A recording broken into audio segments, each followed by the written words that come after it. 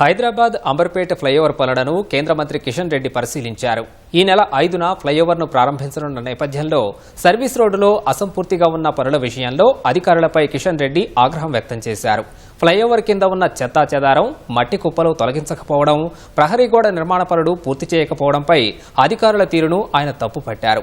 అసంపూర్తిగా ఉన్న పనులను త్వరితగతిన పూర్తి చేయాలని ఆదేశించారు. ఫ్లైఓవర్ నిర్మాణాన్ని ఆపడానికి అనేక ప్రయత్నాలు జరిగినా మొత్తానికి పనులు తుది దశకు చేరుకున్నాయని తెలిపారు. ఫ్లైఓవర్ నిర్మాణానికి శంకుస్థాపన చేసిన కేంద్ర మంత్రి నితిన్ గడ్కరీ చేతుల మీదుగానే ప్రారంభం కానుందని కిషన్ రెడ్డి వెల్లడించారు. అంబర్పేట ఫ్లైఓవర్కి సంబంధించినటువంటి నిర్మాణ పనులు ఒక కొల్లికొచ్చాయి. ఇంకా 6 ప్లేస్లలో రాష్ట్ర ప్రభుత్వము జిహెచ్ఎంసి ఈ యొక్క భూసేకరణకు సంబంధించినటువంటి పనులు పూర్తి చేసి ఈ యొక్క సర్వీస్ రోడ్డు వేసుకోవడానికి భూమిని ఇవ్వాల్సినటువంటి అవసరం ఉంది. నేను ఈరోజు జిహెచ్ఎంసి అధికారులతో, మున్సిపల్ కమిషనర్తో మాట్లాడడం జరిగింది. ఈ యొక్క ల్యాండ్ అక్విజిషన్ పనులు ఇంకా 6 ప్లేస్లలో కొంత అడ్డంకిగా ఉన్నాయి.